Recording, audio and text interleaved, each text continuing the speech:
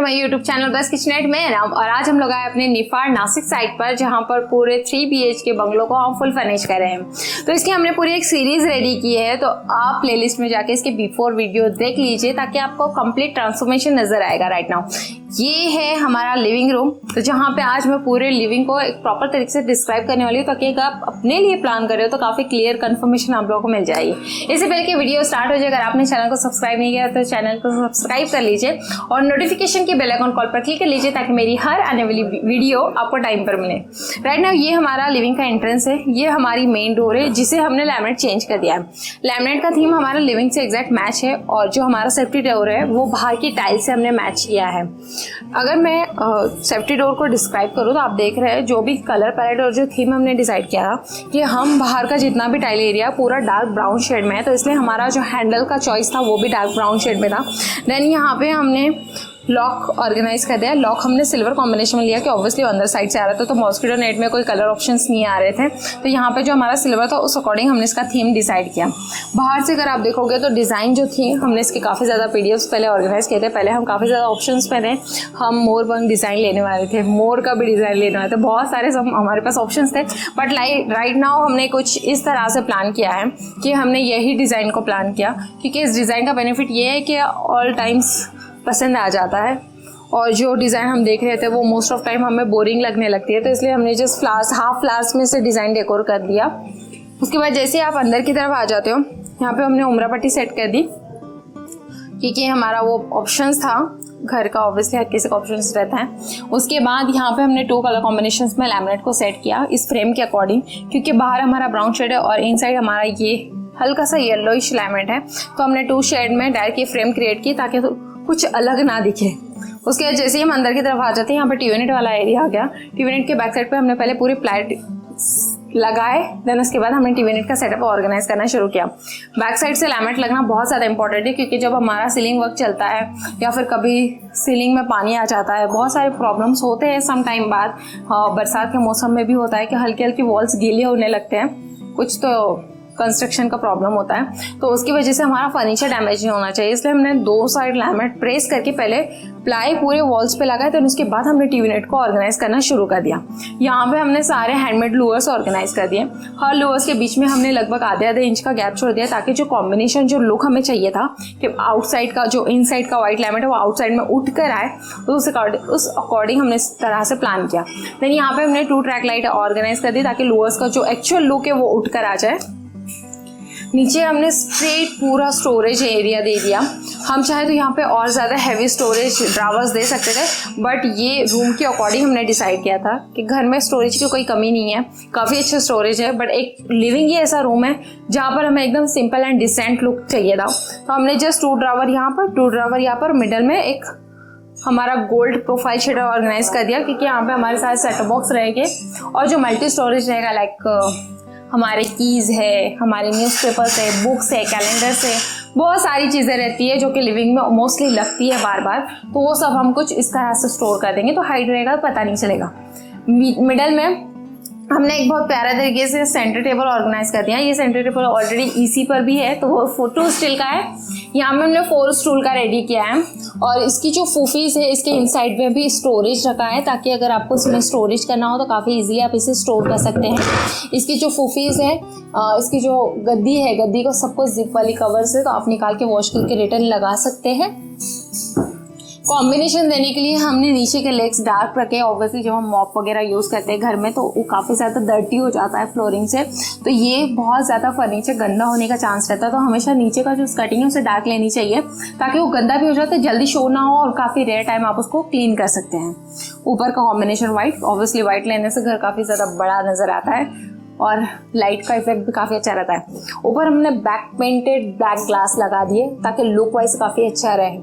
आपको पता है कुछ खाने पीने का आइटम अगर हम इस पर रखते हैं तो काफ़ी ज़्यादा गंदा हो जाता है और बहुत जल्दी शो होने लगता है। लैमिनेट रहेगा तो बार बार अगर आप उसको क्लीन करने रहोगे, दिन में से आप उसे 7 या 8 बार कंटिन्यू कपड़ा लगाओगे तो सम टाइम बाद वो डल हो जाएगा लैमिनेट, जिससे आपको फिर वो अच्छा नहीं दिखेगा, चैलेंजेस फेस होगे, फिर खामखा आप उसका लैमिनेट चेंज करोगे। तो सबसे बेटर है इस तरह का ब्लैक पेंटेड, आप पूरा ब्लैक पेंटेड ग्लास उस पर डाल दीजिए ताकि आप कितनी भी पानी से क्लीन करो कोई प्रॉब्लम नहीं है। हल्के से कॉटन के कपड़े से क्लीन करना है, ज़्यादा स्क्रैच वगैरह ना आए इस हिसाब से।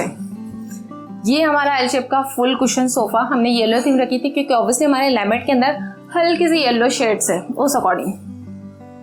ये हमारे डिजिटल प्रिंट के साथ येलो कॉम्बिनेशन के साथ हमारे कुशंस। उसके बाद मैं एक और एक्सप्लेन कर देती हूँ कि जब इसका कंस्ट्रक्शन वर्क चल रहा था तो यहाँ पे हल्की सी एक लोखंड की रॉड गई है जो कि काफ़ी बड़ी थी, जिसे हाइड कर पाना बहुत ज़्यादा मुश्किल था। तो जस्ट हमने क्या किया, उसे वुडन का एक फ्रेम क्रिएट कर दिया, उसके अंदर एक प्रोफाइल स्ट्रिप डाल दी, तो ये कुछ डिज़ाइनिंग लुक बन गया। तो पता नहीं चलता इसके बैकग्राउंड में क्या है और उसको देने का पर्पज़ क्या था, मैंने आपको बता दिया। अब उसकी एक दूसरी खास बात कि जो टीवी यूनिट हमने पूरा फ्लोरिंग टच नीचे तक रखा, अगर नीचे का गैप देखोगे तो सेम डिज़ाइन कंटिन्यू हुई है नीचे भी। पहले हमने यहाँ पे जहाँ पे टी पट्टी लगी है यहाँ पे हमने सबसे पहले एक्रेलिक यूज़ किया था।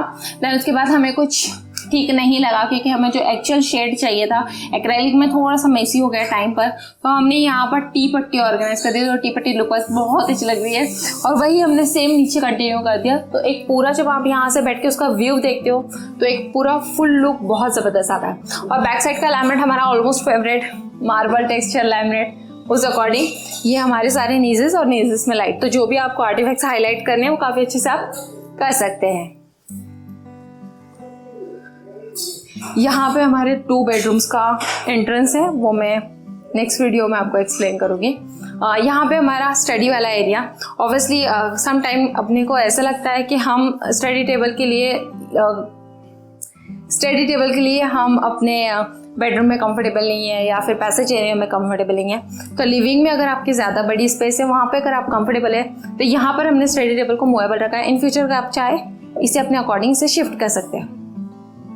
यहाँ पे जो हमने स्टेयरकेस ओपन निकाला है ये पूरा एक लोखंड में बनाया गया है जिसको फर्नीचर के थ्रू हमने नीचे से पूरा कवर अप कर लिया।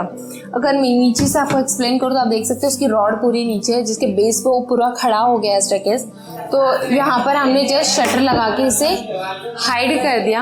हाइड करने का मेन पर्पस ये था कि ये हिडन डोर से आप जितना चाहे उतना स्टोरेज इसके अंदर स्टोर कर सकते हैं। हमने हर स्पेस का बहुत ही बारीक तरीके से यूटिलाइज किया है। अपना घर है, पूरा जम के स्टोर करेंगे, तो उस हिसाब से ये पूरा हिडन ड्रावर के साथ जितना चाहे आप उतना स्टोर कर सकते हैं। यहाँ पे हमने लैमिनेट का फिनिश दे दिया तो लुक वाइज काफ़ी अच्छा लग रहा है।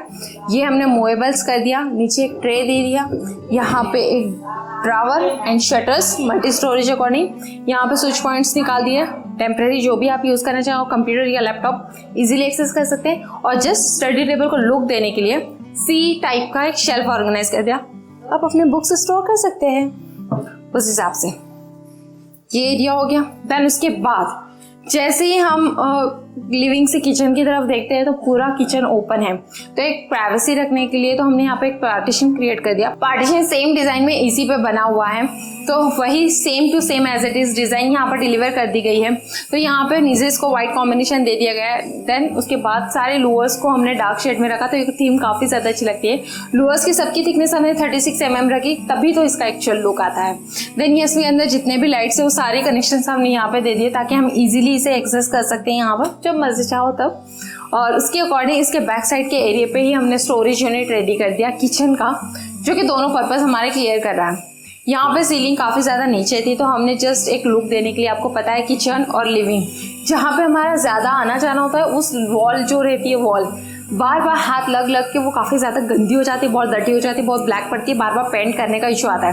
तो सबसे ज़्यादा अच्छा रहेगा वुडन की फ्रेम क्रिएट कर दो, वहाँ पर जस्ट कोलिंग से ही आपको क्लीन करना रहेगा, तो काफ़ी ज़्यादा सेफ रहेगी। डैमेज होने का टेंशन नहीं, कुछ नहीं। यहाँ पे वॉल पे हल्का सा धक्का क्या लग गया तो सीधा कॉर्नर ही ब्रेक हो जाता है, फिर वो पुट्टी भरो, फिर उसको कलर दो, ये सारी प्रोसेस से बचना चाहते हो तो इस तरह का वुडन फ्रेम आप क्रिएट कर सकते हो, तो काफ़ी लॉन्ग लाइफ तक अच्छा चलता है।